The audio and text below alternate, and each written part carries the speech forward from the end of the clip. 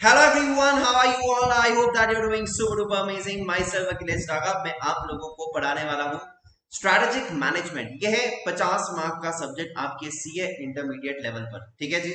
तो सबसे पहले शुरुआत करने से पहले मैं आप लोगों को थोड़ा सा मेरे बारे में इंट्रोडक्शन दे देता हूँ। बहुत सारे बच्चे ऑलरेडी मुझे जानते होंगे क्योंकि कई लोग जो है वो मुझसे फाउंडेशन में इकोनॉमिक्स पढ़े होंगे, बहुत ही अमेजिंग मार्क्स आप लोगों ने लाए होंगे। थियोरी सब्जेक्ट तो बचावाड़ी आपको पता ही है कि मैं किस तरीके से पढ़ाता हूँ। रिपीटेटिव रिविजन के साथ एमसीक्यू में हमारी तो मास्टरी है और 50 में से 15 मार्क्स आपको स्ट्रेटेजिक मैनेजमेंट में एमसीक्यू के लिए भी आने वाले हैं। आई am a teacher by passion. पिछले 7 सालों से मैं टीचिंग इंडस्ट्री में हूँ और I would like to tell you that कि बहुत सारे बच्चे सीए इंटर हो चाहे सीए फाउंडेशन हो, बहुत अमेजिंग मार्क्स स्कोर किए हैं क्योंकि हम लोग जिस तरीके से पढ़ते हैं हम बराबर से समझ जाते हैं कि कौन सी चीजों पर हमें फोकस करना है। कहीं ना कहीं पर ये जो एक्सपीरियंस है वो बहुत ज्यादा मैटर करता है हम लोग को बहुत अच्छे से प्रिपरेशन करने में। So we are going to make sure that मेरा एक टारगेट होता है कि 50 में से ना बच्चा कम से कम 33 मार्क्स लेकर आना चाहिए। अब 33 ही क्यों मैंने कहा, उसके पीछे का हम लोग कैलकुलेशन समझने वाले हैं बहुत ही जल्द। तो मैंने पिछले 7 सालों में करीबन 25,000 से ज्यादा बच्चों को पढ़ाया है। 90 प्लस बहुत सारे बच्चों ने स्कोर किया है सीए फाउंडेशन लेवल पर। सीए इंटर में बहुत सारे हमारे बच्चे जो बहुत अमेजिंग स्कोर्स लेकर आए हैं, कुछ एआईआर्स भी आए हैं। So this is absolutely amazing. अब मुझे अन एकेडमी पर अगले ही महीने में मतलब जून के मंथ में मुझे 4 साल हो जाएंगे अन एकेडमी पर पढ़ाते हुए। I have been the top educator at Unacademy as well. ठीक है जी। सो फटाफट से ये मेरे इंट्रोडक्शन के बारे में हो गया है। मैं वैसे तो certified research analyst investment adviser हूँ, but I am a hardcore teacher by passion. ठीक है जी। सो शुरुआत करते हैं। एसएम के बारे में थोड़ी सी चर्चा करेंगे। क्या था पुराने सिलेबस में, क्या है नए सिलेबस में, ये सारी चीजें जानेंगे and then we can get started. आपको कुछ स्ट्रेटेजी बताने वाला हूं सबसे पहले। तो थोड़ा समय हम लोग पहले बिताएंगे, पहले के 5-10 minute we are going to spend on understanding what exactly is strategic management. Because बहुत सारे बच्चों को ना ये लगता है कि सर हम चार्टर्ड अकाउंटेंसी पढ़ रहे हैं, तो चार्टर्ड अकाउंटेंसी पढ़ रहे हैं हम तो ये समझ में आता है कि हम अकाउंट्स पढ़े, ये भी समझ में आता है कि हम लोग टैक्सेशन पढ़े, ये भी समझ आता है कि हम लोग ऑडिटिंग पढ़ना चाहिए, लॉ पढ़ना चाहिए, इनडायरेक्ट टैक्सेस पढ़ना चाहिए, फाइनेंशियल मैनेजमेंट पढ़ना चाहिए। बट सर हमें ये समझ नहीं आता है कि हमें स्ट्रैटेजिक मैनेजमेंट क्यों पढ़ना चाहिए। अगर मैनेजमेंट ही सर करना था तो हम तो एमबीए ले लेते थे, राइट। ये बहुत ही बेसिक सा सवाल है और शायद ये ना हर अटेम्प्ट में हर बच्चे को यही लगता है कि सर एमबीए ही कर लेते थे अगर मैनेजमेंट पढ़ना है तो। But let me tell you why this subject is important. because you are not going to do a traditional way of practice nowadays, क्योंकि बहुत डायनामिज्म आ चुका है अभी टीचिंग इंडस्ट्री में। यहां पर मुझे पता है कि टीचिंग इंडस्ट्री में ही इतना डायनामिज्म आ चुका है, बराबर। पहले ऑफलाइन हुआ करता था, अभी ऑनलाइन है। वैसे ही प्रैक्टिस में भी अब ना ट्रेडिशनल तरीके की प्रैक्टिस नहीं चलती है। वह जहां पर आप सिर्फ आईटीआर भर रहे हो वो भी नहीं चलता है। आप लोग यहाँ पर कंसल्टेंसी करोगे, आप लोग यहाँ पर बिजनेसेस को समझोगे, कैसे बिजनेसेस की कॉस्ट कम कर सकते हैं, कैसे बिजनेसेस को और प्रॉफिट करवा सकते हैं, इन्वेंट्री मैनेजमेंट कैसा होना चाहिए, डिफरेंट टाइप्स ऑफ स्ट्रेटजीज हम लोग प्रैक्टिकली बहुत सारे कंपनीज ने जो अपनाया था, क्या गलत किया था, क्या सही किया था, वो सारे केस स्टडी पढ़ेंगे बहुत ही प्रैक्टिकल तरीके से। जैसे नोकिया के साथ हुआ, Nokia was the market leader I would say, but still Nokia failed. अब नोकिया फेल क्यों हुआ वो हम लोग जानेंगे। बिकॉज आप लोग जब चार्टर्ड अकाउंटेंट बन जाओगे, you are the financial doctor, you are the financial doctor of the companies, for the companies. तो आप लोगों को डायग्नोसिस करते आना चाहिए कि बिजनेस में गलत क्या चल रहा है। सो ये होती है नए टाइप की प्रैक्टिस, ये होती है नई टाइप की कंसल्टेंसी।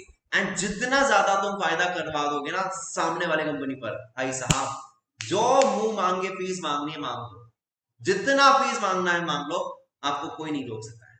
तो चलिए समझते हैं हम लोग थोड़ा सा इस स्ट्रेटेजिक मैनेजमेंट सब्जेक्ट के बारे में, जहां पर हम लोग मुकेश भाई, मोटा भाई है ना, अंबानी, अदानी, नोकिया और बहुत सारे डिफरेंट बिजनेसेस, एचयूएल क्या करता है, एशियन पेंट्स के पास कौन सी स्ट्रेटेजीज थी, ऐसे बहुत अमेजिंग स्ट्रेटेजीज को समझेंगे। एंड मेरा एक ही एक ही मेरा मकसद है कि इस सब्जेक्ट में this is the subject where you can score very good marks. Why? Because the subject is small. 50 mark का सब्जेक्ट ना बहुत ही छोटा है, 5 ही चैप्टर्स है।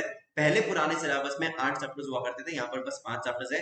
और जिस तरीके से मैं पढ़ाता हूँ मुझे पूरा विश्वास है कि अगर हम लोगों ने उस स्ट्रेटजी को फॉलो कर लिया from the day one itself, definitely हम लोगों को 33 लाने से कोई नहीं रोक सकता है। This is my guarantee. ठीक है, तो चलिए मैं आपको थोड़ा सा बताता हूँ, मेरा पैटर्न, पढ़ाने का पैटर्न बता देता हूँ पहले तो, और उसके बाद हम लोग आगे बढ़ सकते हैं। And then we are also going to cover at least 2 questions today. This is my target. Let's see how we begin. तो सबसे पहले स्ट्रैटेजिक मैनेजमेंट हम लोगों ने क्यों पढ़ना चाहिए, ये तो मैंने आपको आंसर कर दिया, क्योंकि नए तरीके की प्रैक्टिस हम लोगों को करनी होगी। ठीक है, अब मैंने यहाँ पर 33 मार्क्स आपको कैसे आ सकते हैं, मैं आपको वो एक कैलकुलेशन जरा बता देता हूँ। ठीक है, आपका ये जो सब्जेक्ट है ये 50 मार्क्स का है। 50 मार्क के सब्जेक्ट में आपको 35 मार्क्स का थियोरी आएगा और आपको 15 मार्क्स के एमसीक्यू आएंगे। ठीक है, तो 15 में से हमारा टारगेट होगा कि हम लोग at least, and that is possible, at least हम लोग यहाँ पर 12 नंबर लेकर आ जाए। ठीक है, कितने? 12। और यहां पर अगर मैं कैलकुलेशन करूं 35 मार्क्स, मतलब आपको करीबन 7 क्वेश्चंस आएंगे, और जो कि 5 मार्क्स के हो सकते हैं। कभी कभी कुछ ऊपर नीचे हो सकता है, कोई 6 मार्क्स आ गया, कोई 4 मार्क्स आ गया, या फिर 2-2 मार्क्स के 2 सवाल आ गए, तो वैसा कुछ हो सकता है। बट अप्रोक्सीमेट बेसिस पर 7 क्वेश्चंस आपको आएंगे, 5 मार्क्स के ईच। तो यहां पर आपके 35 बनते हैं।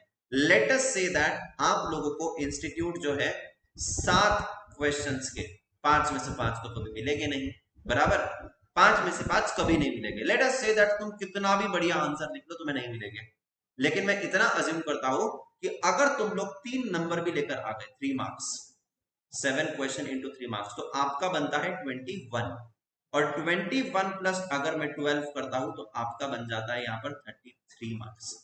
ठीक है, लेट अस से कभी तुम्हें किसी में 4 मार्क्स मिल गया, कभी तुम्हें किसी में 2 मार्क्स मिल गया, लेकिन मैंने एवरेज, देखो जी आप लोग ज्यादा भी स्कोर कर सकते हो।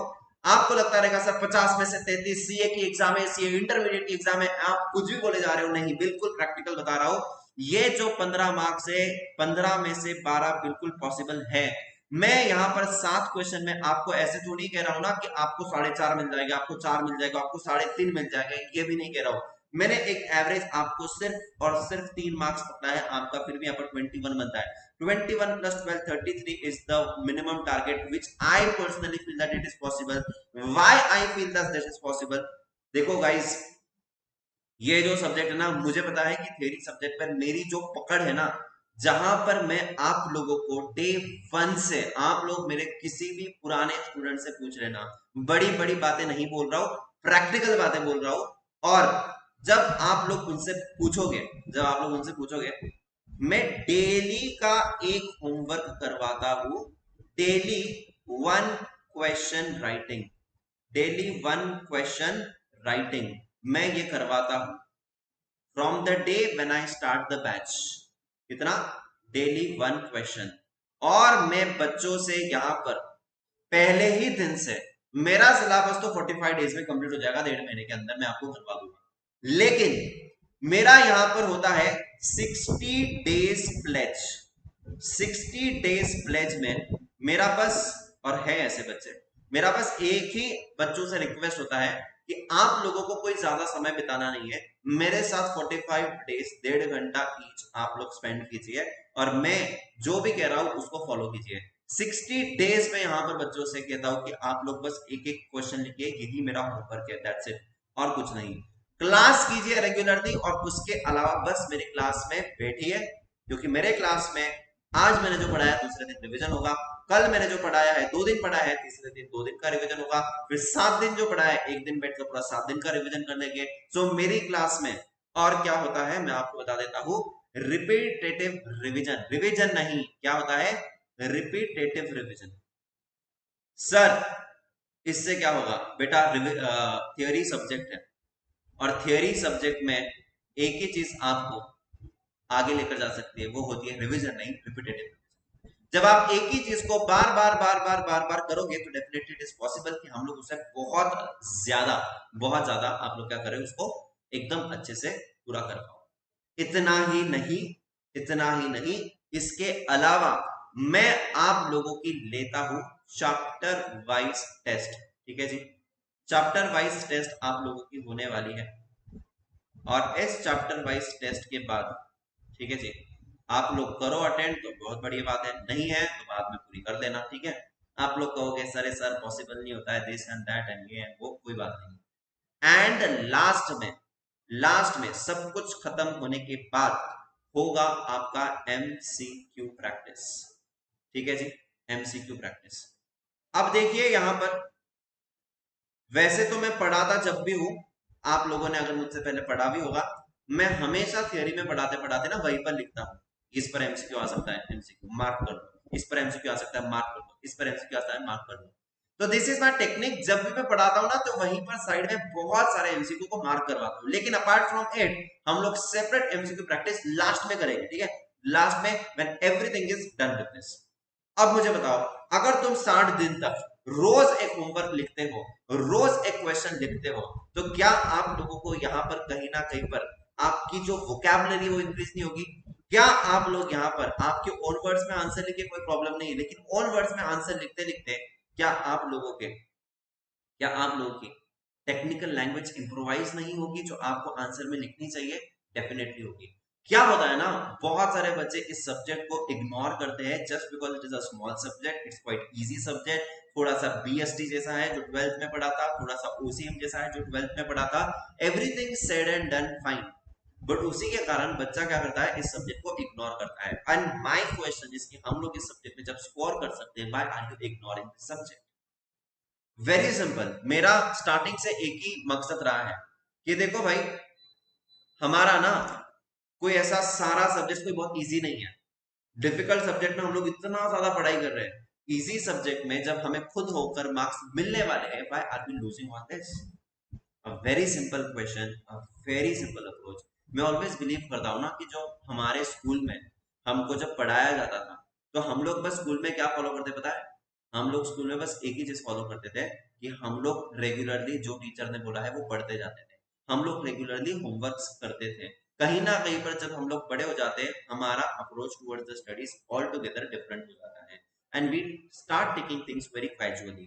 जब हम लोग इस सारी चीजों को करेंगे, आपके पास at the end of the 60 days आपके पास 60 क्वेश्चंस होंगे। जब हम लोग इसको खत्म कर देंगे, आप लोगों की सारी चीजें रिपीटेटिव रिवीजन में हो जाएंगी।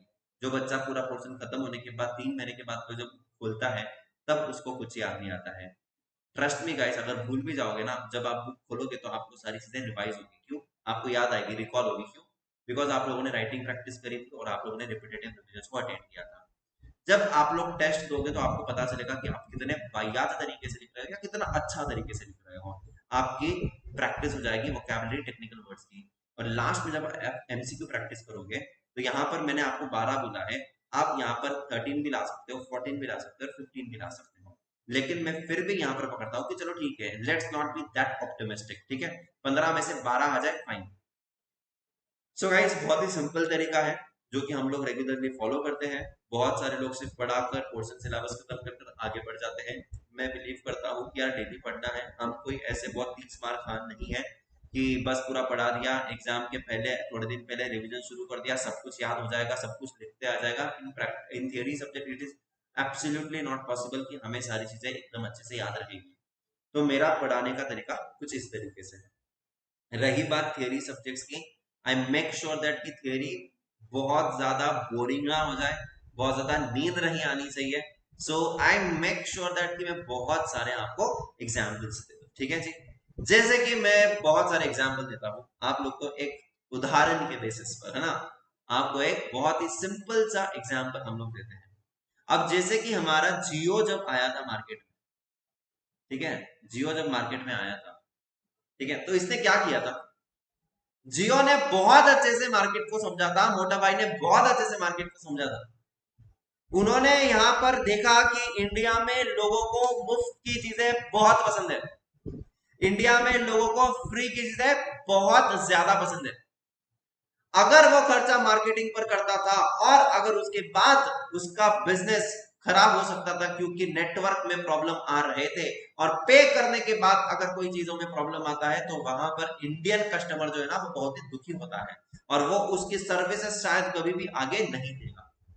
लेकिन जियो ने मार्केट को समझा था, मुकेश भाई ने, मोटा भाई ने मार्केट को समझा था क्योंकि उसने हमारी, भाई और बहनों, उसने हमारी एसएम की क्लास करी थी। उसने पहले टेस्ट मार्केटिंग किया। टेस्ट मार्केटिंग में क्या था?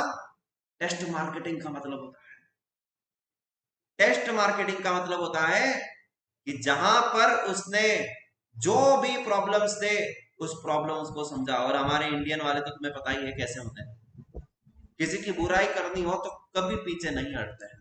उन्होंने टेस्ट मार्केटिंग किया।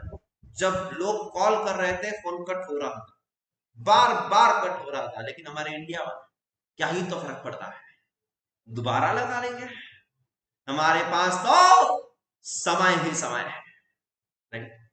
और इतना क्रिटिसाइज किया।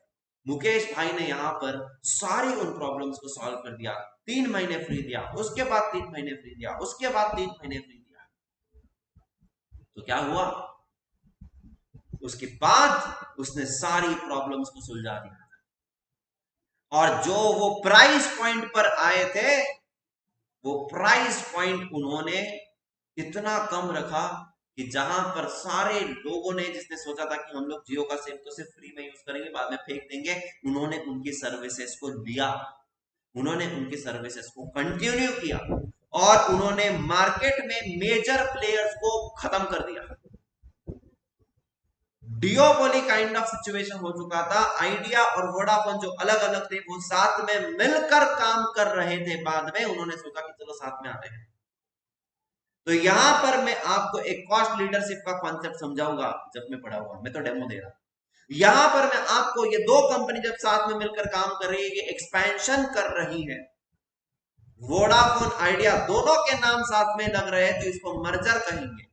When two or more companies they come together to start a new business in the or existing business in the newly created entity, ठीक है, ये साथ में और दोनों के नाम लगेंगे, इसको मर्जर कहते हैं। जो फ्रेंडली बेसिस पर होता है, जब दो कंपनी साथ में फ्रेंडली बेसिस पर आती है और काम करती है, उसको मर्जर कहते हैं। एक्विजिशन क्या होता है वो समझे। जैसे कि एनडीटीवी ने मस्ती मस्ती में अदानी के बारे में कुछ कह दिया, शाम को पता चला अदानी ने एनडीटीवी को खरीद लिया। इसको कहते हैं, इसको क्या कहते हैं? एक्विजिशन कहते हैं। एक्विजिशन जो कहते हैं उसमें क्या होता है कि यहां पर strong company is taking over the weaker company, और ये जो होता है जनरली फ्रेंडली वे में नहीं होता है, तो हम इसको जनरली कहते हैं, समझाते हैं। एक्विजिशन जो होता है ये क्या होता है? Arrange marriage. और मर्जर जो होता है ये होता है क्या? लव मैरिज, दोनों की सहमति से। ऐसे बहुत उदाहरण है। नोकिया मार्केट से बाहर क्यों चले गया? क्योंकि नोकिया ने रिसर्च एंड डेवलपमेंट नहीं किया। नोकिया ने रिएक्टिव स्ट्रैटेजी को नहीं अपनाया। नोकिया ने एडेप्टिव स्ट्रैटेजी को भी नहीं अपनाया।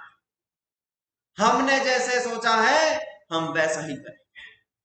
हमने प्लान्ड तरीके से काम करना सोचा है वैसा ही करेंगे।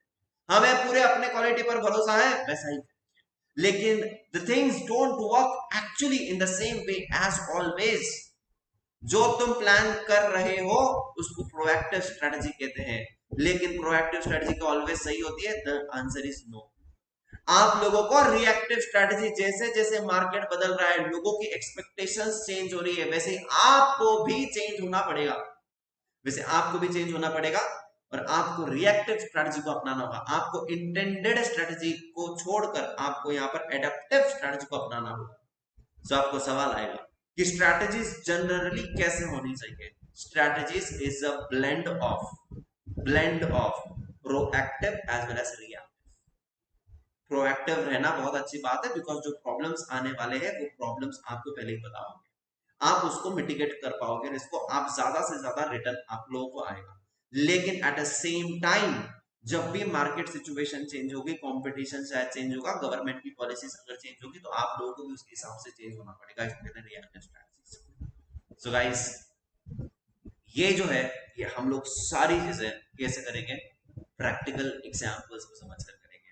And I definitely I will make sure that guys कि आपको ये सब्जेक्ट बहुत ही इंटरेस्टिंग लगेगा, जहां पर हम लोग बहुत सारी ऐसी चीजें पढ़ते रहेंगे। मैं आपको थोड़ा सा एक स्ट्रक्चर बता देता हूँ, ठीक है, थोड़ा सा एक स्ट्रक्चर बताता हूँ कि एसएम में जनरली पहले जो थे ओल्ड सिलेबस के हिसाब से हम लोगों को 8 चैप्टर्स हुआ करते थे, और हम लोगों को अभी न्यू सिलेबस के हिसाब से एसएम में हम लोगों को 5 चैप्टर्स हैं। तो आपके लिए तो ये खुशखबरी की बात है, आप लोगों के लिए खुशखबरी की बात है। लेकिन इन्होंने क्या कर दिया बताएं, इन्होंने इसको 8 चैप्टर्स को 5 चैप्टर में कन्वर्ट किया है, कुछ चीजें निकाल दी है, कुछ चीजें जो सेकंड पहले जो सिर्फ 5th में थी, अब वो थोड़ी सेकंड में भी डाल दी, थोड़ी 3 में भी डाल दी है। कुछ चीजें जो थी पहले 4 में, वो थोड़ी चीजें 4 में है, वो 3 में है। शफल कर दिया है सब कुछ, है ना, रैंडमली इधर उधर क्वेश्चंस को फेंक दिया है। मुझे पर्सनली अगर पूछोगे तो ओल्ड सिलेबस में जो चीजें, जो सीक्वेंस थी, वो थोड़ी सी बेहतर थी। अभी हम लोग को कुछ ऑप्शन नहीं है, हम लोग इसी तरीके से जाएंगे, कॉन्सेप्ट वाइज जाएंगे, कोई टेंशन वाली बात है नहीं। लेकिन अगर मैं ओवरऑल देखूं तो थोड़ा कम ही हुआ है सिलेबस, कुछ नए कॉन्सेप्ट ऐड हुए हैं। मैंने यहाँ पर आपको मैं बताता हूँ, मजे की बात बताता हूँ कि मैंने यहाँ पर 1 शॉट सेशन लिए थे हमारे जून के स्टूडेंट्स के लिए, है ना, जो आपको यूट्यूब पर दिखेगा भी, आप लोग जाकर देखिएगा क्या फायदा होता है इस 1 शॉट्स का, मैं आपको बताऊंगा। जब आप लोगों ने मेरी डिटेल्ड क्लास करी है, जब आपने मेरी डिटेल क्लास करी है, जब आप लोगों ने मेरे साथ राइटिंग प्रैक्टिस करी है, और जब मेरे फिर रिविजनरी वीडियोस आएंगे, जब मेरे फिर मैराथन्स होंगे, अगर आप लोग सारी चीजें एक साथ करते हो तो आपको यहाँ पर कोई रोक ही नहीं सकता है। और मेरी एक बहुत ही अमेजिंग कंपाइलर बुक भी होती है, ठीक है, कंपाइलर बुक। इस कंपाइलर में जनरली व्हाट हैपेंस इज, यहाँ पर सारे आरटीपीज, सारे अटेम्प्ट्स के पे चले, जितने कंपाइल हो सकते मैंने किए, सारे एमटीपीज, ठीक है, सारा स्टडी मटेरियल का सवाल और सारा पीवाईक्यू का सवाल मैंने यहाँ पर डाल दिया है।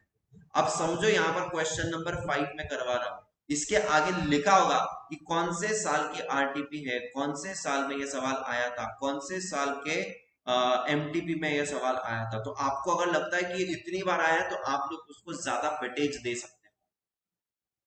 तो एक कंप्लीट प्लान आपके सामने होगा, एक बहुत ही सटीक स्ट्रेटेजी होगी। इतना ही करोगे, इतने ही लिमिटेड आवर्स में आपकी सारी चीजें एब्सोल्युटली बहुत अच्छे से कंप्लीट हो जाएंगी। 50 to 60 आवर्स, 60 आवर्स पकड़ लीजिए, 60 घंटे में एसएम 50 मार्क्स, 33 का टारगेट, प्रिसाइसली एकदम 33 का टारगेट हम लोग लेकर चलने वाले हैं।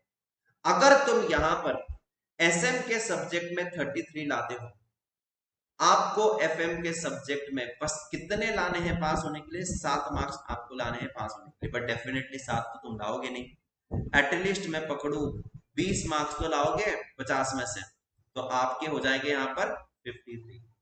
अगर यहाँ पर मैं 33 पकड़ू और यहाँ पर लेट से मैं 25 मार्क्स पकड़ता हूँ आपके, तो भी आप लोग यहाँ पर 58 ला सकते हो। अगर मैं यहाँ पर 33 पकड़ू और यहाँ पर भी 30 पकड़ लू, तो आपके आ जाएंगे एग्जाम्पशन 63 यहाँ पर। गाइस, ये आपको डेफिनेटली एक बूस्ट देगा। This is my definitely my word to you guys, ये आपको एक बहुत अच्छा बूस्ट देगा। और सोचना कम का नहीं है, सोचना ज्यादा का ही है, और डेफिनेटली ये पॉसिबल, ठीक है। तो पहला जो चैप्टर है बेसिकली, ये तो शुरू होते से ही खत्म हो जाता है।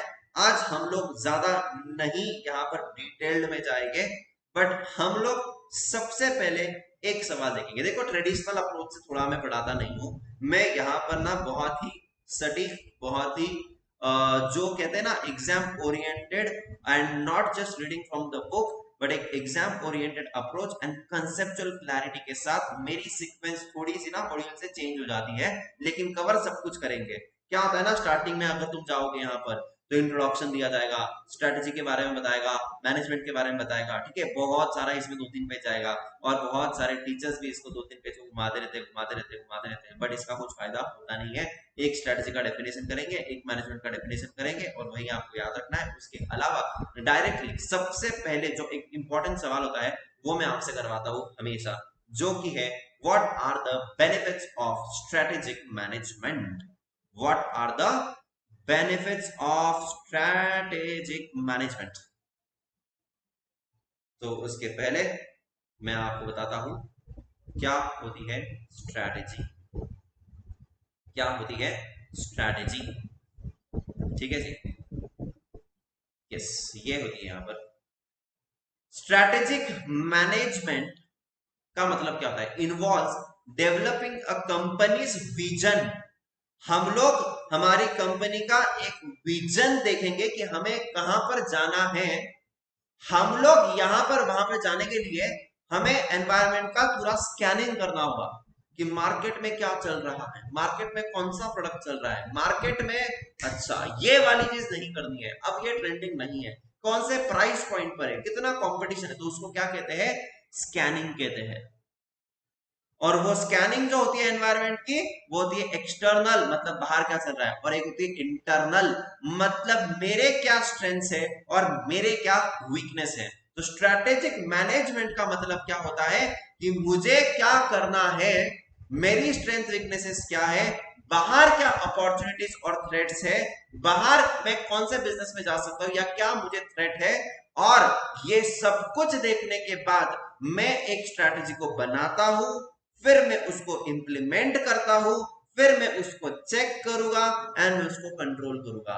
It is as simple as that. और बहुत सारे बच्चे लग जाते हैं इस चीज को रटने में। हमने एक चीज नहीं रटी है और आपको ये याद हो जाएगा, मैं 2 बार और बोलूंगा। स्ट्रैटेजिक मैनेजमेंट का मतलब क्या होता है कि मुझे फ्यूचर में कहां जाना है, where I want to reach in future, vision. फिर मैं करूंगा एनवायरमेंट का एनालिसिस, एक्सटर्नल क्या है, फिर मैं करूंगा अपने खुद का एनालिसिस, अपने कंपनी में अपनी स्ट्रेंथ क्या है, मेरे कंपनी में R&D बहुत अच्छा है, मेरे कंपनी में एम्प्लॉइज बहुत अच्छे हैं, मेरे कंपनी में मैनेजमेंट बहुत अच्छी है, तो मेरी कंपनी में अच्छा क्या है, बुरा क्या है। फिर ये सब कुछ होने के बाद ही तो मैं फॉर्मुलेट कर पाऊंगा स्ट्रेटेजी को, फिर मैं उसको इंप्लीमेंट करूंगा, इंप्लीमेंट करने के बाद उसको चेक करूंगा, मतलब इवैल्यूएट करूंगा, और अगर कुछ गलती है तो उसको कंट्रोल करूंगा, उसको करेक्ट करूंगा। बताइए जी, आप लोगों ने लर्न नहीं किया है, इसको लॉजिकली आप लोगों ने याद रखना है। अब ये अगर मैं इतना पूरा की पूरा पढ़ूं, ये पढ़ना है आपको, ऐसा नहीं कि नहीं पढ़ना है, बट आपको इतना पढ़ने के बाद आपको तो एक ही डेफिनेशन लिखना है। आपको सवाल तो आएगा एग्जाम में इसका, इंपॉर्टेंस ऑफ स्ट्रेटेजिक मैनेजमेंट, या फिर आपको आएगा बेनिफिट्स ऑफ स्ट्रेटेजिक मैनेजमेंट। उसके पहले आपको ये इंट्रोडक्टरी लाइन लिखनी होगी स्ट्रेटेजिक मैनेजमेंट के बारे में, और उसके बाद आप लिखोगे क्या, ये वाले points, benefits of strategic management. अब देखिए गाइस, यहाँ पर ध्यान से समझने की कोशिश करना, इसमें से पिन पॉइंट्स जो आपके एग्जाम में आने चाहिए, आंसर में आने चाहिए, वो मैं आपको मार्क करवाऊंगा एक स्टोरी के फॉर्म में, पूरा की पूरा बेनिफिट्स अभी हम लोग खत्म करने वाले, देखना। सो पहला सबसे बेनिफिट हमारे स्ट्रेटेजिक मैनेजमेंट का क्या है कि मुझे दिशा मिलेगी। दिशा, कौन दिशा सर, दिशा मतलब मुझे डायरेक्शन मिलेगा मेरे कंपनी को, कि मेरे कंपनी को कहां पर जाने का है, मेरे कंपनी को कैसे आगे जाना है। तो स्ट्रैटेजिक मैनेजमेंट के कारण मन्नू क्या मिलेगा, मेरे को दिशा मिलेगी। स्ट्रैटेजिक मैनेजमेंट के कारण मुझे डायरेक्शन मिलेगा towards my goals and mission and vision. दूसरा पॉइंट, एज अ कंपनी जब मैं स्ट्रैटेजिक मैनेजमेंट करता हूं तो मेरे को क्या होगा, मैं प्रोएक्टिव रहूंगा इन स्पाइट ऑफ बीइंग रिएक्टिव। उससे क्या होगा, जब मैं प्रोएक्टिव रहता हूं तो मैं थोड़ा सा बेटर तरीके से मैनेज कर पाऊंगा और मैं मेरे गोल्स पर शायद थोड़ा सा जल्दी आगे बढ़ पाऊंगा, मैं मेरी डेस्टिनी को थोड़ा सा और बेहतर कर पाऊंगा। तो मैं जब भी स्ट्रेटेजिक मैनेजमेंट करता हूं तो मैं प्रोएक्टिव रहूंगा इन स्पाइट ऑफ बीइंग रिएक्टिव, मैं प्रोएक्टिव रहूंगा इन spite of being reactive. Strategic management के कारण मुझे एक बेटर गाइडेंस मिलेगा मेरी ऑर्गेनाइजेशन के लिए कि मुझे कैसे आगे बढ़ना है और मुझे क्या क्या डिसीजंस लेने हैं। अगर मैं प्रोएक्टिव रहता हूं तो अगर कोई टर्बुलेंस आ जाए, मतलब कोई गड़बड़ हो जाए, और अगर कोई अनसर्टेनिटीज आ जाए, मैं उसको बेटर तरीके से मैनेज कर सकता हूं। ठीक है, ठीक है। थोड़ी सी लाइट चले गई गाइस, थोड़ा सा एडजस्ट कर देना, ठीक है जी। स्ट्रेटेजिक मैनेजमेंट जो होता है, इसमें क्या होता है, it act as a path finder, it act as a path finder to the business. मतलब क्या हो गया, बेटर गाइडेंस, पाथ फाइंडर, दिशा, proactive in spite of being reactive. दोबारा बता रहा हूं, दिशा मिलेगी, proactive in spite of being reactive, better guidance, pathfinder, और मैं जो गलतियां करने वाला हूं वो मैं गलतियां करूंगा ही नहीं। मतलब क्या है, to avoid the costly mistakes. जो गलतियां अगर मैं प्लान नहीं करता हूं, जो हो सकती थी, वो अब मैं करने ही नहीं वाला, बराबर। एंड स्ट्रेटेजिक मैनेजमेंट अगर मैं बहुत ही प्लान तरीके से करता हूं तो it enhances the longevity of the business. मैं मेरे बिजनेस को लॉन्ग टर्म तक अच्छे से संभाल सकता हूं। मैं डायनामिक एनवायरनमेंट में भी मेरे बिजनेस को हैंडल कर सकता हूं।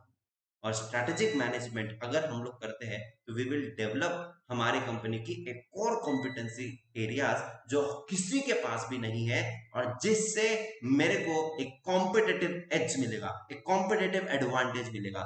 जैसे कि डीमार्ट की अगर मैं बात करूं तो डीमार्ट के पास कोर कॉम्पिटेंसी, काय की कोर कॉम्पिटेंसी है कि वो बहुत सस्ते में बेचता है, जिसके कारण उस कंपनी को क्या मिलता है, कॉम्पिटेटिव एडवांटेज मिलता है। तो मैं आपको सारे पॉइंट्स एकदम अच्छे से रिवाइज करवा देता हूँ, ठीक है। अब देखना, स्ट्रेटेजिक मैनेजमेंट के बेनिफिट्स क्या है, कि मुझे दिशा मिलेगी, and B proactive in spite of being reactive. मैं टर्बुलेंस को अच्छे से मैनेज कर पाऊंगा, मुझे बेटर गाइडेंस मिलेगा मेरे ऑर्गेनाइजेशन के लिए। It act as a path finder for the various opportunities. मैं जो गलतियां करने वाला हूं वो मैं नहीं करूंगा, मतलब it act as a corporate defence mechanism. Longevity of the business में लॉन्ग रन में सर्वाइव कर पाऊंगा, longevity of the business, and to develop a core competency, जिससे मुझे क्या मिलेगा, कॉम्पिटेटिव एडवांटेज मिलेगा। ठीक है जी। सो गाइस अभी ना लाइट चली गई है, ये डिस्टर्ब होगा, इरिटेट भी हो सकता है, इसलिए आज हम लोग यहीं पर रुकते हैं। आई होप दैट जो भी मैंने आपको समझाया आपको मजा आया होगा। स्ट्रेटेजिक मैनेजमेंट, ये हमारा क्वेश्चन नंबर 1 रहा था, जहां पर हम लोगों ने इंपॉर्टेंस ऑफ एसएम, या फिर हम लोग इसको कह सकते हैं क्या, बेनिफिट्स ऑफ एसएम। ये सवाल जो है, let me tell you guys, ये सवाल जो है, ये अभी वाले अटेम्प्ट में आया हुआ सवाल है।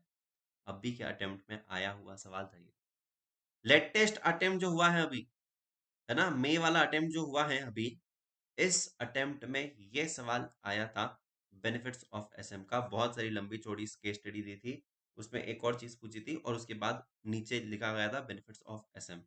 तो it's important question, it's important question, ठीक है। सो बेनिफिट्स ऑफ एसएम में पहले आप लोग ना हमेशा एक क्या कर सकते हो, स्ट्रैटेजी का डेफिनेशन लिख दीजिए। क्या लिख दीजिए, स्ट्रैटेजी का डेफिनेशन लिख दीजिए। तो स्ट्रैटेजी का डेफिनेशन मैं आपको बता देता हूँ, ठीक है। स्ट्रैटेजी का डेफिनेशन मैं आपको बता देता हूँ, ये वाला स्ट्रैटेजी मैनेजमेंट का डेफिनेशन आप लोग लिख सकते हो, कि जहां पर हम लोग स्ट्रैटेजिक एनालिसिस करते हैं, या फिर हम लोग फॉर्मुलेशन करेंगे, उसके बाद फिर इम्प्लीमेंटेशन करेंगे, फिर इवैल्यूएशन करेंगे एंड कंट्रोल करेंगे, ठीक है। आप लोग यहाँ पर देखिए, यस ये रहा। स्ट्रैटेजिक मैनेजमेंट का मतलब क्या होता है, it is a managerial process of developing a vision. तो विजन की हमको कहां पर जाने का है, फिर हम लोग ऑब्जेक्टिव बनाएंगे, विजन बनाएंगे, ऑब्जेक्टिव बनाएंगे, फिर हम लोग स्ट्रेटजी बनाएंगे, क्राफ्टिंग अ स्ट्रेटजी मतलब प्लान करना स्ट्रेटजी को, फिर इंप्लीमेंट करेंगे, इवैल्यूएट करेंगे, और जो भी करेक्शन लगते हैं वो करेक्शन करेंगे। इसको हम लोग क्या कहते हैं, स्ट्रेटेजिक मैनेजमेंट कहते हैं। क्या कहते हैं, स्ट्रेटेजिक मैनेजमेंट कहते हैं। गॉट इट एवरीवन, आई बात समझ। तो स्ट्रेटेजिक मैनेजमेंट का मतलब क्या होता है, विजन, ऑब्जेक्टिव, इम्प्लीमेंट, स्ट्रेटजी बनाएंगे, इम्प्लीमेंट करेंगे, इवेलुएट करेंगे, एंड उसको कंट्रोल कर कर करेक्टिव स्टेप्स जो भी लेने हैं वो करेंगे। तो बेनिफिट्स में हम लोगों ने कुछ पॉइंट्स देखे थे। सबसे पहला पॉइंट क्या है, सबसे पहला पॉइंट है, बिकॉज ऑफ स्ट्रेटेजिक मैनेजमेंट मुझे क्या मिलेगी, मुझे दिशा मिलेगी। मुझे क्या मिलेगी, दिशा। दिशा मतलब डायरेक्शन, इसको डिटेल में बाद में देखेंगे। सेकेंड पॉइंट क्या है, I would be proactive in spite of being reactive. तो मैं यहाँ पर प्रोएक्टिव हो जाऊंगा, खुद होकर कुछ सोचूंगा कि क्या करना चाहिए कंपनी का बेटरमेंट के लिए। तो अगर मैं प्रोएक्टिव तरीके से काम करता हूं तो जो भी अनसर्टेनिटीज आती है मैं उसको बेटर तरीके से सॉल्व कर सकता हूँ। तो मैं रिएक्टिव नहीं रहूंगा, मैं प्रोएक्टिव रहूंगा। ठीक है जी। फिर यहां पर तीसरा पॉइंट क्या है कि it act as a better guidance. Strategic management के कारण हम लोग हमारी ऑर्गेनाइजेशन को बहुत ही अच्छे तरीके से उसको मैनेज कर पाएंगे, हमें जो डिसीजंस लेने हैं वो बेटर तरीके से ले पाएंगे। And also the fourth point is क्या है जी, it act as a path finder, कि जो हमें कुछ बिजनेस अपॉर्चुनिटीज मिलने वाली है वो शायद हम लोग देख पाएंगे। तो it act as a path finder. देखो मैं चार चार चीजें बता रहा हूँ, ठीक है बेटा। कोई भी यहाँ पर हमें कोई ऐसे एक्रोनिम की जरूरत नहीं याद करने के लिए, लॉजिकल सब कुछ याद हो जाएगा, कोई दिक्कत वाली बात है नहीं। देखो जी बहुत ही आसान है। जब स्ट्रेटेजिक मैनेजमेंट मतलब जब हम लोग प्लानिंग वैनिंग करते हैं स्टार्टिंग से ही किसी भी बिजनेस के लिए, तो हमें क्या क्या फायदे हो गए। पहले तो मुझे दिशा मिलेगी। दूसरी बात proactive in spite of being reactive, मतलब अनसर्टेनिटीज को बेटर तरीके सॉल्व कर सकता हूँ। बेटर गाइडेंस, बेटर डिसीजंस ले सकता हूँ। फिर क्या है, पाथ फाइंडर, नई बिजनेस अपॉर्चुनिटीज के बारे में मेनू पता चलेगा, मेनू पता चलेगा। So it act as a path finder. Fifth point जो है कि to avoid the costly mistake, to avoid the costly mistake, to avoid the costly mistake, है ना। तो हम लोग यहाँ पर corporate, it act as a corporate defence mechanism, so that हम लोग गड्ढे में ना गिरे, सो दैट हम लोग पिटफॉल्स में ना गिरे, सो दैट हम लोग मिस्टेक्स ना करें। Fifth point, it enhance the longevity of the business, it enhance the longevity of the business. जब मैं प्लानिंग से काम करता हूँ तो मैं डायनामिक एनवायरनमेंट में भी काम कर सकता हूँ, मैं डायनामिक एनवायरनमेंट को भी यहाँ पर हैंडल कर सकता हूँ। डायनामिक एनवायरनमेंट का मतलब क्या है, डायनामिक एनवायरनमेंट का मतलब है भाई और बहनों, हमारे जो एक्सटर्नल एनवायरनमेंट में बहुत सारे प्रॉब्लम्स आएंगे, सरकार यहाँ पर पॉलिसीज को चेंज करेगी, कॉम्पिटिटर्स नहीं आएंगे, टेक्नोलॉजी नहीं आएगी। तो ये डायनामिक एनवायरनमेंट में हम लोगों को ठीक से काम करता आना चाहिए। कब काम कर पाएंगे, जब हमने अच्छे से प्लानिंग करी होगी तो। क्योंकि आपने देखा होगा हमारे मुकेश भाई को, इस मुकेश भाई ने इस डायनामिक एनवायरनमेंट में टेलीकॉम के क्षेत्र में पूरा की पूरा क्या कर दिया है, उथल पुथल कर दिया। पहले से कितने एस्टैब्लिश्ड प्लेयर थे, बट फिर भी वो इस डायनामिक एनवायरनमेंट को समझ में उसने रखा और उसने पूरा काया पलट कर दिया। तो अगर तुम यहां पर प्लानिंग के साथ काम करोगे तो तुम्हारा बिजनेस लंबे समय तक चलेगा, मतलब it enhances the longevity of the business, it enhances the longevity of the business. And the last point is कि जब भी मैं प्लानिंग से काम करता हूं तो मुझे अपनी कोर कॉम्पिटेंसीज पता होती है कि मेरा कौन सी चीज में सबसे अच्छी पकड़ है मेरी कंपनी की। तो उससे क्या होगा, तुम्हारी कंपनी को कॉम्पिटेटिव एडवांटेज मिलेगा।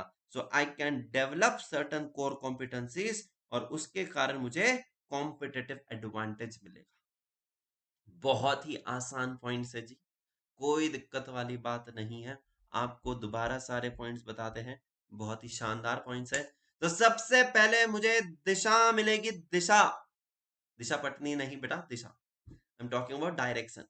तो मेरे कंपनी को पता चलेगा कि मेरा विजन क्या है, मेरा मिशन क्या है, मुझे कहां पर जाना है, मुझे क्या करना है। दूसरा पॉइंट है I would be proactive in spite of being reactive, I would be proactive in spite of being reactive.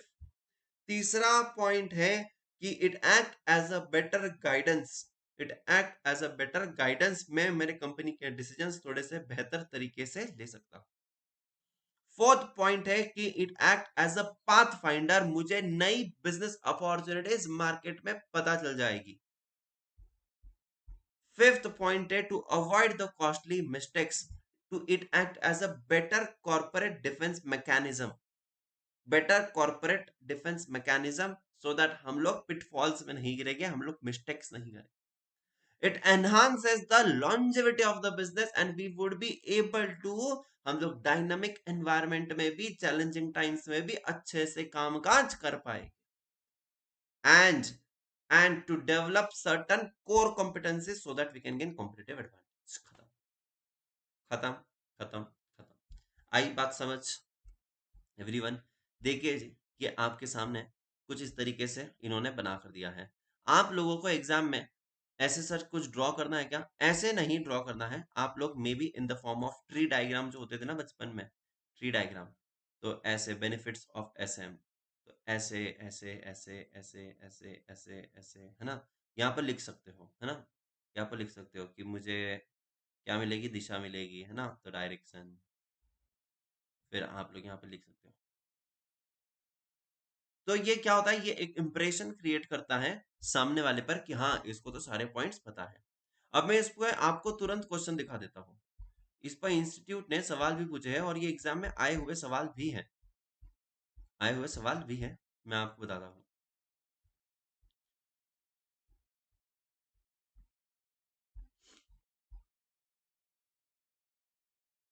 हम्म,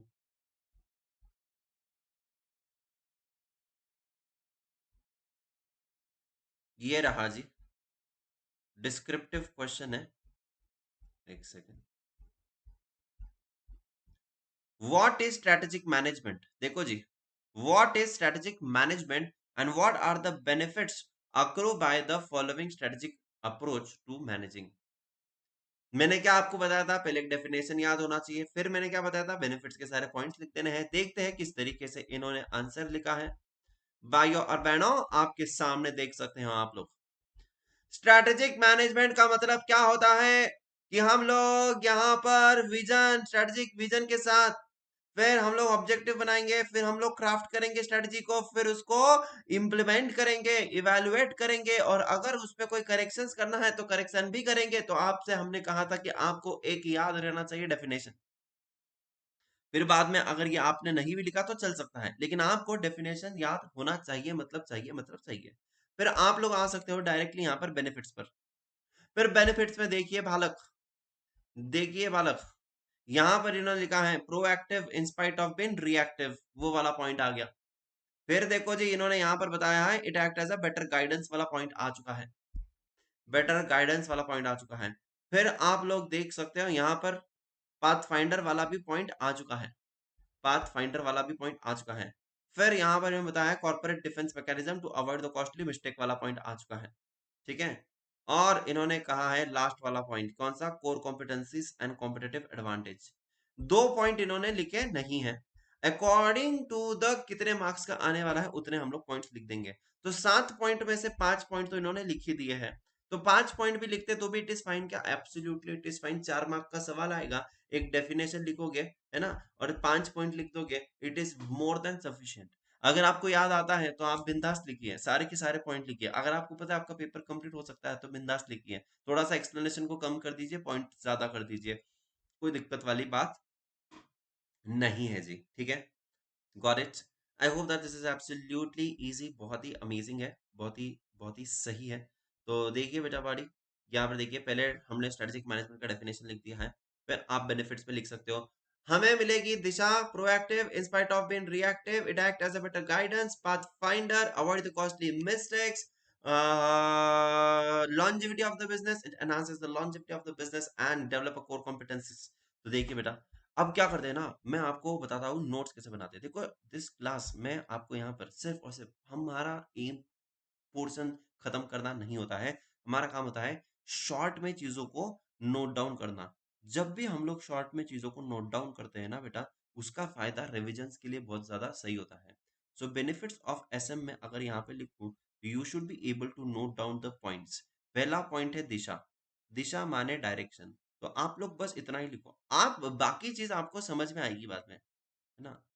दिशा। दूसरा पॉइंट क्या है जी, दूसरा पॉइंट क्या है, प्रोएक्टिव, तो आप यहां पर लिख सकते हो proactive instead of, instead of reactive, बराबर। तीसरा पॉइंट क्या है जी, पहला हो गया दिशा, दूसरा हो गया proactive in spite of being reactive, तीसरा पॉइंट क्या है हमारा बताइए, बेटर गाइडेंस।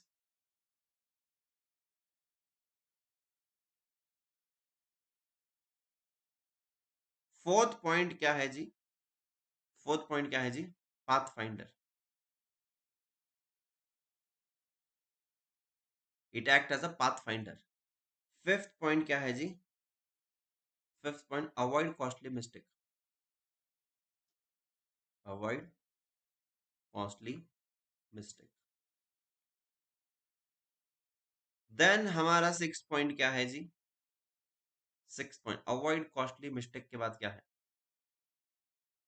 क्या था 6th point? Avoid the costly mistake. उसके बाद क्या था? उसके बाद क्या था? एक सेकेंड देख लेते हैं।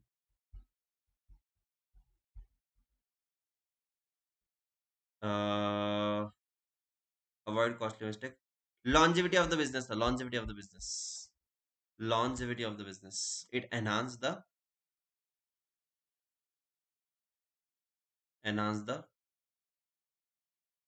longevity of the business.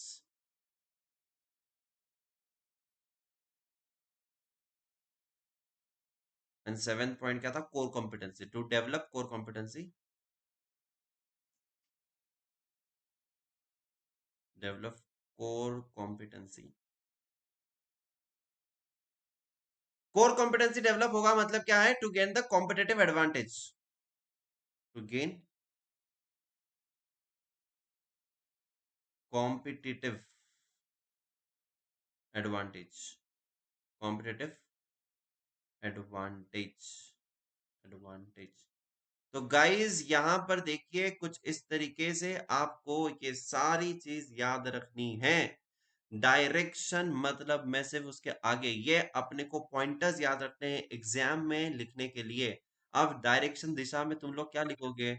यहाँ पर तुम लोग लिख सकते हो ये तुम्हें विजन है ना, या फिर ये तुम्हें मिशन के लिए काम आता है, विजन मिशन के लिए है ना, या फिर ये तुम्हें गोल्स एंड ऑब्जेक्टिव्स बनाने के लिए काम आता है, बराबर। तो इसके अंदर आपको ये सारा लिखना है। आप प्रोएक्टिव इंस्पेक्ट ऑफ रिएक्टिव में क्या लिखोगे कि आप लोग अनसर्टेनिटीज को बेटर तरीके से हैंडल कर पाओगे, तो यहाँ पर अनसर्टेनिटीज के बारे में लिख सकते हो, राइट। यहाँ पर बेटर गाइडेंस में तुम लोग क्या लिखोगे कि आप लोग यहाँ पर अगर पहले से ही अच्छे से प्लानिंग करते हो तो आप लोग डिसीजन मेकिंग थोड़ा सा बेटर तरीके से कर सकते हो, ठीक है। फिर आप लोग पाथ फाइंडर में क्या लिखोगे कि आपको नई जो बिजनेस अपॉर्चुनिटीज है फ्यूचर में, वो अपॉर्चुनिटीज का पता चलेगा जब आप लोग बहुत अच्छे से प्लानिंग कर रहे हो। तो आपको फोर साइटेड रहोगे, आपका आपको दूर दूर दृष्टिकोण होगा कि फ्यूचर में क्या चलेगा वो भी आपको पता चलेगा। तो आपको बिजनेस अपॉर्चुनिटीज, तो आपको अपॉर्चुनिटीज के बारे में भी पता चलते रहेगा, हाँ जी। और अवॉइड द कॉस्टली मिस्टेक मतलब क्या है? Corporate defence mechanism, corporate defence mechanism, बराबर।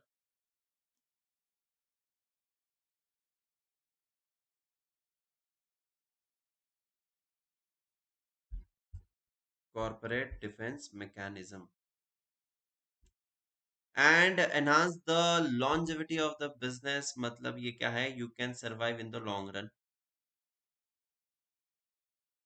and the last point वैसा की वैसा ही। तो यार देखो, मैंने आप लोगों को सिर्फ मकसद हमारा ये नहीं है कि फटाफट से खत्म कर दे, आगे चले जाए। ये जो शॉर्ट नोट्स है आपको फ्यूचर में इतना ज्यादा हेल्पफुल करता है रिपीटेटिव रिविजन के पर्पस के हिसाब से, ठीक है जी। अब हमारा एक क्वेश्चन बहुत ही अच्छे से हो गया, जैसे कि मैंने आप लोगों से वादा किया था कि जब ये क्लास खत्म होगी तो मैं चाहता हूं कि आपको ये सारे पॉइंट्स इतने बेहतरीन तरीके से याद रहे, ठीक है। बहुत सारे बच्चों का सवाल होता है कि सर हम लोग हमारे ओन वर्ड्स में क्या लिख सकते हैं क्या? The answer is absolutely yes. लेकिन सर फिर मार्क्स मिलते हैं क्या? The answer is absolutely yes sir. लेकिन फिर उसके लिए क्या करना पड़ेगा? उसके लिए आपको ये जो वर्ड्स मैंने दिए हैं, ये टेक्निकल वर्ड्स जो है वो आपके आंसर में आ जाए तो बस, बाकी आप थोड़ा बहुत ओन वर्ड्स में लिखो, कोई दिक्कत नहीं है। लेकिन ये सारे जो वर्ड्स मैंने दिए हैं लिखकर, ये आपके आने चाहिए, आपके टेक्निकल लैंग्वेज आनी चाहिए, ठीक है जी। चलो जी, सो बेनिफिट्स ऑफ एसएम हो चुका है खत्म। अभी बढ़ते हैं हम लोग अगले सवाल के तरफ, हमारे जो कि है हमारा limitations of SM. Limitations of SM करने वाले हैं अभी हम लोग। सो देखते हैं, जाते हैं लिमिटेशंस ऑफ एसएम की तरफ। लिमिटेशंस ऑफ एसएम, ये रहा लिमिटेशंस ऑफ एसएम। ये भी एक बहुत ही इंपॉर्टेंट क्वेश्चन है, इस पर बहुत सारे एमटीपीज, आरटीपीज, पीवाईक्यूज में भी आया हुआ सवाल है ये। Limitations of SM, limitations of SM. आपको इस पर एक केस स्टडी भी आ सकती है कि X Y Z limited company थी और उन्होंने हमेशा स्ट्रेटेजिक मैनेजमेंट को बहुत ही बेहतरीन तरीके से उन्होंने हमेशा अपनाया है, क्योंकि ये मानते हैं कि स्ट्रेटेजिक मैनेजमेंट में कोई भी लिमिटेशंस नहीं है। Strategic management it counters all the hindrances. Is it true और is it false? The answer is false. Strategic management सारे के सारे प्रॉब्लम्स को दूर नहीं कर सकती है, इसमें भी कुछ ना कुछ प्रॉब्लम्स है जी। हाँ जी, इसमें भी कुछ ना कुछ प्रॉब्लम्स है। क्या प्रॉब्लम्स है समझने की कोशिश करते हैं। तो आप लोगों को ये आएगा सवाल, the presence of strategic management can not counter all the hindrances, cannot counter all the hindrances and always achieve the success. There are also limitations attached to it. There are also limitations attached to it. और 4 limitation से 4 marks का सवाल आपको आ सकता है आपके paper में। पहला सवाल जो है कि environment is highly complex and highly turbulent. Environment is highly complex and highly turbulent. दूसरा पॉइंट है, strategic management is very time consuming process. तीसरा पॉइंट है, स्ट्रेटेजिक मैनेजमेंट बहुत कॉस्टली है भाई, बहुत पैसा लगता है। क्योंकि स्ट्रेटेजिक मैनेजमेंट में जो स्ट्रेटेजी बनाने वाले लोग होते हैं वो बहुत ही बुद्धिमान होते हैं, बहुत ही स्किल्ड होते हैं, बहुत ही हायर लेवल की अथॉरिटी के लोग होते हैं। तो भाइयों और बहनों, उनको जो पैसा देना पड़ता है वो मोटी मोटी फीस होती है, अब मोटी मोटी फीस देनी पड़ती है। तो it is very costly process. And strategic management जो है, हम लोग इसको एकदम अच्छे से एस्टिमेट नहीं कर पाएंगे कि कैसे कॉम्पिटिटिव रिस्पॉन्स रहेगा। सो क्या है, difficult to clearly estimate the competitive response of the firms, different firms. तो 4 पॉइंट है, let us discuss one by one. पहला पॉइंट है, environment is highly complex and turbulent. जैसे कि फॉर एग्जांपल हमारा एक मित्र था जिसका नाम था चिंटू, ठीक है, हमारा एक मित्र था जिसका नाम था चिंटू। तो अब ये चिंटू ने समझो कुछ प्लान किया है। चिंटू का बिजनेस था बेटा नोकिया का। चिंटू नोकिया का बिजनेस करता था। चिंटू बहुत खुश था। क्यों? अपना नोकिया का बिजनेस है ना, मार्केट लीडर था ये, बहुत खुश था, बहुत बहुत बहुत। चिंटू वाज लाइक कि अरे अभी मैं ना जिंदगी में सेटल हो चुका हूँ, अपने को कोई भी हरा नहीं सकता है, अपन तो बादशाह है। ठीक है, लेकिन बेटा आजू बाजू एनवायरमेंट चेंज हो रहा था, हवा बदल रही थी, लोगों को एंड्रॉइड पसंद आने लग चुका था भाई और बहनों। तो लोगों को तो मजा आ रहा है, लोगों को एंड्रॉइड यूज करने में मजा आ रहा है, तो एनवायरमेंट तो कॉम्प्लेक्स है, एनवायरमेंट तो चेंज हो रहा है। तो हम सिर्फ इतना कहना चाहते हैं, जब एनवायरमेंट कॉम्प्लेक्स है, जब एनवायरमेंट चेंज हो रहा है, तो हमको यहाँ पर पता होना चाहिए कि हमें भी तो चेंज होना पड़ेगा, हमें भी तो अपने प्रोडक्ट में बदलाव लाना पड़ेगा। अगर तुम लोग इस बदलते एनवायरनमेंट के साथ चेंज नहीं होते हो, तो आप लोगों का भी हालत नोकिया जैसे हो जाएगा कि नोकिया अब तो गेम से बाहर हो चुका है, नोकिया खत्म हो चुका है, बर्बाद हो चुका है, क्योंकि उसने बदलते एनवायरनमेंट के साथ, इस टर्बुलेंट एनवायरनमेंट के साथ अपने आप को नहीं बदला है। उसने सोचा ही नहीं एंड्रॉइड इतना चल सकता है।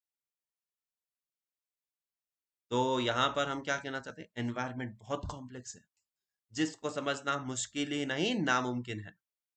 ये बहुत टर्बुलेंट है, बहुत अनसर्टेनिटीज आते रहती हैं, और आप लोगों को हमेशा सारे के सारे जो भी इकोसिस्टम में आपके लोग हैं उनसे जुड़े रहना है, चाहे वो सप्लायर हो, चाहे वो एम्प्लॉयज हो, चाहे वो कस्टमर्स हो, every one in the ecosystem, सबको समझना टाइम टू टाइम जरूरी है, और अपने बिजनेस को टाइम टू टाइम अपडेट करना भी काफी ज्यादा जरूरी होता है, प्लानिंग बहुत लगती है। तो पहला दिक्कत आपको समझ में आ गया, आपने जो भी प्लान किया था आप स्टबन नहीं रह सकते कि मैं ऐसा ही करूंगा, मैं वैसा ही करूंगा, यू कैन नॉट डू। दूसरा पॉइंट है कि काफी टाइम कंज्यूमिंग प्रोसेस है। कैसे टाइम कंज्यूमिंग है? अरे स्ट्रेटेजिक मैनेजमेंट प्रोसेस ये कोई हलवा है क्या? हाँ, अरे भैया हमको यहाँ पर, जब मुकेश भाई ने टेलीकॉम का धंधा शुरू किया था, तो मुकेश भाई ने कितना सोचा होगा, कितने साल से सोचा होगा। उसने सोचा होगा कि आने वाली जिंदगी में डिजिटल इंडिया होगा। वो बाहर देशों में गया, उसने वहां की स्टैंडर्ड ऑफ लिविंग देखी, वहां पर लोग कितना इंटरनेट का इस्तेमाल करते वो देखा, और फिर जाकर उसने जियो का शुरुआत किया था। टाइम कंज्यूमिंग प्रोसेस, और मोटी मोटी फीस दी थी बड़े बड़े लोगों को जो उसके लिए प्लानिंग करते हैं।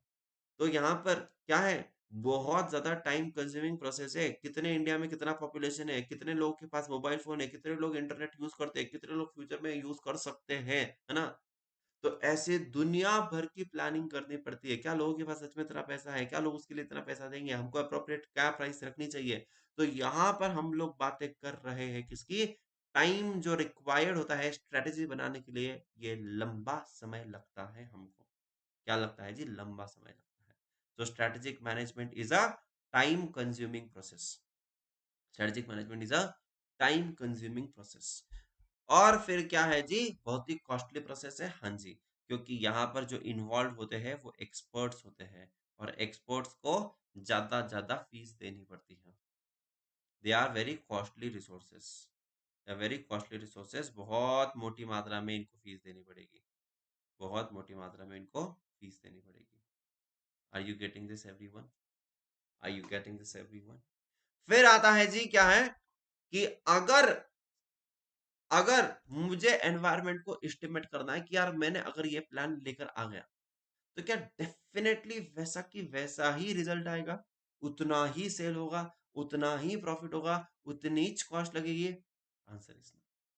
क्या तुम डेफिनेटली एस्टिमेट कर सकते हो तुम्हारे रिजल्ट्स को? अगर डेफिनेटली कर सकते थे तो फिर तो कोई दिक्कत ही नहीं थी, हर कोई बिजनेस करता था। क्योंकि कॉम्पिटिटर भी कुछ ना नया नया लेकर आ रहा है, हम लोग को भी नया नया कुछ लेकर आना है। तो it is difficult to clearly estimate the competitive response of the firm strategy. ठीक है, गॉट इट एवरीवन? यस। अब देखिए जी, ये है हमारे चार, क्या है, limitations. Complex and turbulent, time consuming process, costly process, difficult to clearly estimate the competitive responses. अगर आपको लिमिटेशंस ऑफ एसएम पूछा गया तो आप लोग एक ऐसा नॉर्मल ट्री डायग्राम भी बना सकते हो जहां पर आप लोग चार चीजें बता दोगे। ठीक है, और फिर लिखने की शुरुआत करना। Limitations of SM. तो यहाँ पर आप लोग लिख सकते हो first point, second point, third point and fourth point.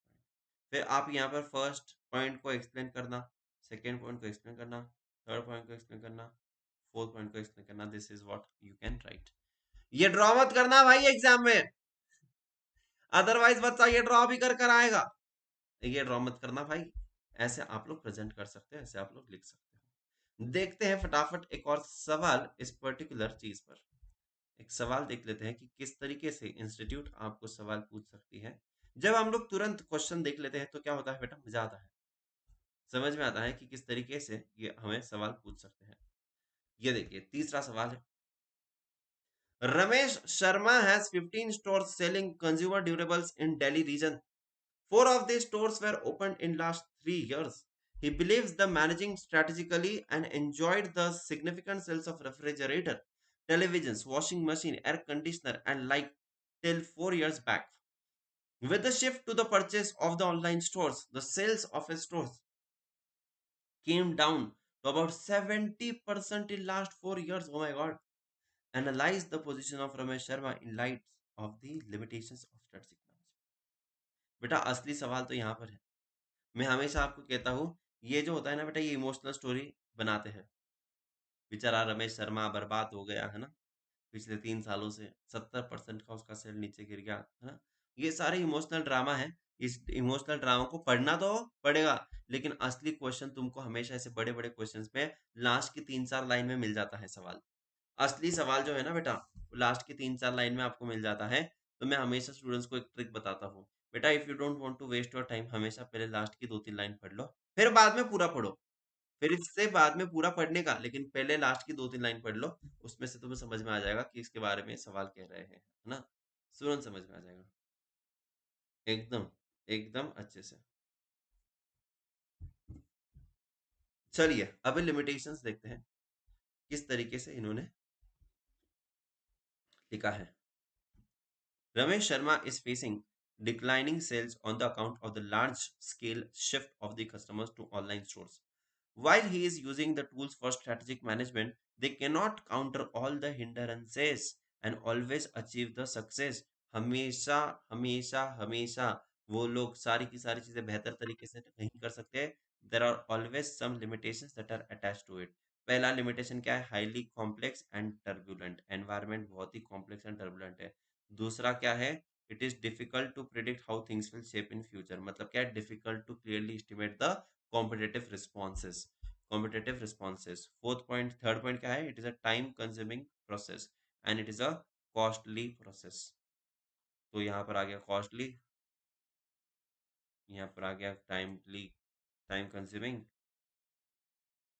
Difficult to predict and highly complex. तो गाइस देखो यार, ये इतना आसान होता है, अगर आपको ये सारे पॉइंट्स याद आ जाते हैं तो इससे बेहतर और कुछ नहीं हो सकता है जी। ठीक है, तो यहाँ पर क्या है, the stores owned by Ramesh Sharma was much more smaller than the online store and it was difficult for him to visualise how the online store will be moving strategically. ठीक है, आई होप दैट आपको ये भी चीज समझ में आ चुकी है। यस एवरीवन, सो दूसरा भी हम लोगों ने कर लिया है, लिमिटेशंस भी हम लोगों ने कर लिया है, इंपॉर्टेंट है।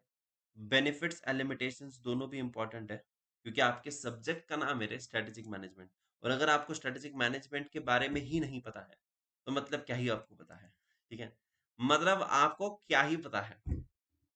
तीसरा सवाल करेंगे जी, तीसरा सवाल, और जो तीसरा सवाल है, strategic management is partly proactive and partly reactive, क्या ये सही है, क्या ये गलत है, आपको बताना होगा।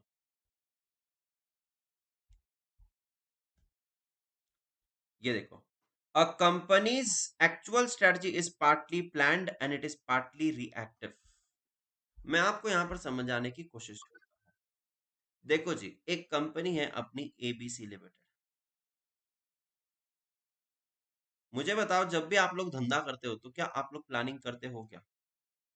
द आंसर इज यस, हम लोग प्लानिंग करते हैं। तो जब आप लोग प्लानिंग करते हो तो आप लोग क्या करोगे, आप लोग चीजों को बेहतर तरीके से समझ पाओगे एडवांस में। ठीक है, सो दैट आपको क्या होगा, यहाँ पर आप लोग प्रोएक्टिव रहोगे। Why proactive, because you are planning the things.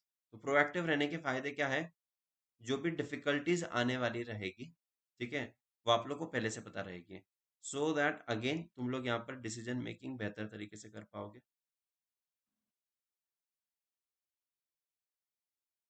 You can handle uncertainties, बराबर, अनसर्टेनिटीज आपको मिटिगेट कर दोगे, प्रॉब्लम्स को मतलब रिड्यूस कर दोगे, प्रॉब्लम्स को रिड्यूस कर दोगे। लेकिन मुझे बताओ, कई बार आप लोग एबीसी कंपनी थे, आपने बहुत अच्छे से प्लानिंग किया था, आप बहुत ज्यादा प्रोएक्टिव थे, आपने बहुत सारी चीजों को अच्छे से हैंडल कर लिया था, लेकिन कई बार उसके बावजूद भी क्या हमें प्रॉब्लम्स आती है क्या? अगर मैंने सोचा था कि मैं इतना इतना धंधा करने वाला हूँ, ये बहुत ही अमेजिंग पीरियड रहेगा, लेकिन क्या आपको फिर भी कभी कभी प्रॉब्लम्स आती है क्या? हाँ, कभी कभी प्रॉब्लम्स आती है। जैसे कि सरकार ने कुछ लॉ को चेंज कर दिया, सरकार ने कुछ टैक्सेस को चेंज कर दिया, कॉम्पिटिटर्स बहुत ही बेहतरीन आ गए, तो इस केस में आप शांति से बैठे रहोगे क्या? आप कुछ नहीं करोगे क्या? करना पड़ेगा जी, आपको तो रिएक्ट तो करना पड़ेगा। तो उसको हम लोग क्या कहेंगे, रिएक्टिव स्ट्रेटेजी। अब रिएक्ट नहीं करोगे तो धंधा बंद हो जाएगा ने। तो रिएक्टिव स्ट्रेटेजी में आप लोग यहां पर चीजों को अडॉप्ट कर रहे हो, अडॉप्टिंग द चेंजेस जरूरी होता है। अगर आप अडॉप्ट नहीं करोगे चेंजेस को तो नोकिया जैसे हालत हो जाएगी आप लोगों की। तो आप लोगों को हमेशा हमेशा हमेशा जैसे आपने प्लान किया था, क्या वैसे ही हमेशा हो सकता है? नो। तो इसको हम लोग प्लान्ड स्ट्रेटेजी भी कह सकते हैं, या फिर हम लोग इसको क्या कहते हैं जी, इंटेंडेड स्ट्रेटेजी भी कहते हैं, इंटेंडेड स्ट्रेटेजी भी हम लोग इसको कहते हैं, और या फिर इसको हम लोग प्रोएक्टिव भी कहते हैं, इसको रिएक्टिव भी कहते हैं, इसको एडेप्टिव भी कहते हैं। तो कहने का सिंपल मतलब है, जब भी मैं कोई धंधा करता हूँ तो मैं हमेशा प्लान करूंगा, मतलब प्रोएक्टिव रहूंगा। लेकिन प्लान कितना भी कर दो, सही से बिजनेस चलते रहेगा। मैंने बहुत सारी प्रॉब्लम्स को पहले ही मिटा दिया है, बहुत सारी प्रॉब्लम्स को रिड्यूस कर दिया है, मैंने सही डिसीजन मेकिंग कर दिया है, लेकिन उसके बाद भी there would be some problems. हाँ जी, तो क्या मुझे उस समय पे क्या करना है? रिएक्टिव। क्योंकि देखो, मैंने समझो सोचा है कि मैं ना 3G के ऊपर कभी नहीं जाऊंगा। 3G बेस्ट है यार, क्या स्पीड है, कितना अमेजिंग है, ऐसे हमको लगता था। 4G आने के बाद लगा यार ये तो बहुत सही है। 5G आने के बाद लगा अरे भाई ये तो उससे भी बेहतर है, राइट? तो मैं अगर यहाँ पर सिर्फ बैठा रहता हूँ 2G पर ही और कहूँगा नहीं नहीं हम तो जाएंगे ही नहीं आगे, देख लेंगे भाई, तो तुम तो खत्म हो जाओगे मार्केट से। आप लोगों को भी टेक्नोलॉजिकल अपग्रेडेशंस करने पड़ेंगे। What are you doing? You are adapting. What are you doing? You are reacting. तो इसका मतलब क्या है? Strategy should be partly proactive and partly reactive. Strategy should be stitch together, stitch together. Strategy should be craft together. मैं अभी देखो ऐसे भारी भारी वर्ड्स का इस्तेमाल कर रहा हूं, क्या बोला मैंने? Strategy should B blended together. It should be the blend of proactive as well as reactive strategy. Crafting a strategy where there is a blend of both proactive and reactive. ऐसे भारी भारी वर्ड्स का इस्तेमाल कीजिए बालक। आपको पूछा जाएगा रिएक्टिव का दूसरा नाम क्या है? रिएक्टिव का दूसरा नाम एडेप्टिव है। आपको पूछा जाएगा प्रोएक्टिव का दूसरा नाम क्या है? प्रोएक्टिव का दूसरा नाम प्लानिंग है या फिर इंटेंडेड स्ट्रेटेजी है।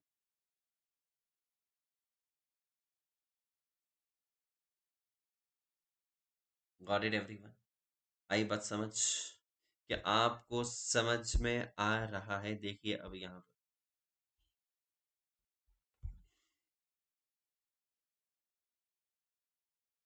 the company's current strategy flows from both previously intended actions and the business approach that are working well enough to merit the continuation, as well as the newly initiated managerial decisions and actions that strengthen the company's overall position and performance. Thus, the strategy is partly deliberate and proactive, standing as a product manager's analysis and strategic thinking about the company's situation and conclusions about how the position in the marketplace tackle and task the competing for the buyer's patronage. लेकिन not every strategy move in result of proactive planning. कई बार हम लोग future को fully anticipate नहीं कर सकते हैं कि क्या होगा। So we cannot fully anticipate और प्लान फॉर। सो यहाँ पर इस केस में हम लोग को रिएक्ट करना होगा, हम लोग को एडजस्टमेंट्स करने होंगे, हम लोग को कुछ फर्दर डेवलपमेंट्स करने होंगे, हम लोग को रिस्पॉन्ड करना होगा for the unforeseen developments that is happening. So इसीलिए for that reason crafting a strategy involves stitching together partly or proactive strategy based on the prior successful experience and adapting the pieces of successful reactions, which is also known as reactive और adaptive strategy. आपको देखना है यहाँ पर reactive और adaptive MCQ के लिए आ सकता है, proactive and intended MCQ के लिए आ सकता है। तो यहाँ पर ये वाली लाइन देखना, crafting a strategy that is stitching together. Got it? Everyone, बहुत ही अमेजिंग सा क्वेश्चन है ये एंड डेफिनेटली आपको ये एग्जाम में आने की संभावनाएं भी हो सकती है। इस पर केस स्टडी आता है, आपको बताते हैं केस स्टडी, बहुत ही जबरदस्त तरीके से आपको समझ में आ जाएगा जी। दो कंपनीज है, एक कंपनी ने पहले क्या किया फिर दूसरे कंपनी ने क्या किया, देखना यहाँ पर, देखो देखो देखो। Yummy foods and tasty foods are successfully competing in the business of ready-to-eat snack in Patna. Yummy has been pioneer मतलब सबसे पहले इसने नया इंट्रोड्यूस किया है इनोवेटिव प्रोडक्ट्स का। This products will give them a good sale. However, tasty food will introduce similar products in reaction to the products introduced by Yummy Foods. तो मतलब देखना जी क्या हुआ, यम्मी फूड सबसे पहले कुछ तो नया इंट्रोड्यूस कर रहा है, टेस्टी फूड ना सिमिलर टाइप के गुड्स जो मार्केट में चलते हैं उसी को बना रहा है। अब ना आपको बताना है कि कौन सी स्ट्रेटजी बेहतर है ना, यम्मी ने कौन सी स्ट्रेटजी को अपनाया है और टेस्टी ने कौन सी स्ट्रेटजी को अपनाया है और कौन सी स्ट्रेटजी सुपीरियर होती है, आपको बताना है। तो भाई और बहनों बहुत ही आसान है। यम्मी अगर सबसे पहले कुछ इनोवेट कर रहा है तो यम्मी जो है वो यहाँ पर सोच समझ कर पहले ही प्रोएक्टिव स्ट्रेटजी को अपना रहा है। टेस्टी जो अपना रहा है ये तो बस कॉपी कर रहा है, जो प्रोडक्ट ऑलरेडी मार्केट में चल रहे हैं उसको कॉपी कर कर रिएक्ट कर कर सिचुएशंस को एक एडेप्टिव स्ट्रेटजी को अपना रहा है। तो कौन सी स्ट्रेटजी बेहतर है? डेफिनेटली बेहतर तो होती है सुपीरियर, लेकिन आप लोगों को दोनों भी स्ट्रेटजी को इस्तेमाल करना पड़ेगा, क्योंकि जब भी हम लोग कोई स्ट्रेटजी बनाते हैं, ऐसा जरूरी नहीं है कि वो हमेशा स्ट्रेटजी सक्सेसफुल होगी। जैसे जैसे मार्केट में जैसे जैसे कंपटीशन या फिर जैसे जैसे एक्सटर्नल एनवायरनमेंट में चेंजेस होते हैं, तो हम लोग को भी उसको अडॉप्ट करना होगा। तो इसीलिए आइडियली तो आप लोगों को partly proactive and partly reactive strategy का डेफिनेटली इस्तेमाल करना चाहिए। लेकिन अगर आप पूछते हो तो डेफिनेटली सुपीरियर थोड़ा सा तो प्रोएक्टिव होता है, but you should always follow partly proactive partly reactive. इस तरीके से यहाँ पर इसका आंसर है जी। देखिए बसपाड़ी, यम्मी फूड्स ने यहाँ पर प्रोएक्टिव अपनाया है, जिसको हम लोग प्लान्ड स्ट्रेटजी भी कहते हैं। whereas reactive is a adaptive strategy, reactive is a adaptive strategy which is, और टिपिकली हमें क्या करना चाहिए, blend of proactive and reactive strategies करना चाहिए। तो यहाँ पर हम कहेंगे crafting a strategy which involve stitching together proactive intended and the adaptive strategy दोनों। तो आपको बस ऐसे ही एक्सप्लेन करना है, ऐसे ही एक्सप्लेन करना है, बहुत ही आसान है, बहुत ही आसान है। तो आज का आपका होमवर्क सिर्फ इतना ही है बिचवाड़ी। आपकी बुक में जाइए और ये क्वेश्चंस कीजिए। 3 क्वेश्चंस मैंने आपको बुक से भी करवा दिए हैं और 3 कॉन्सेप्ट मैंने आपको सिखा दिए हैं। आज हमारा ये डे 2 था, आज हम लोग यहीं पर रुकेंगे। मिलेंगे तीसरे सेशन में, डे 3 में, जहाँ पर और भी हम लोग कुछ चीजें करने वाले हैं, पढ़ने वाले हैं। आई होप दैट आपको मजा आया होगा। 3 चीजें मैंने आपसे कही थी, मैं 3 चीजें आपको लर्न करवा दूंगा। बेनिफिट्स हो गया है हमारा, लिमिटेशंस हो गया है हमारा, एंड स्ट्रेटजी कैसी होनी चाहिए, प्रोएक्टिव होनी चाहिए कि रिएक्टिव, दोनों भी होनी चाहिए। It should be blend of दोनों, दोनों स्ट्रेटजी। ठीक है जी।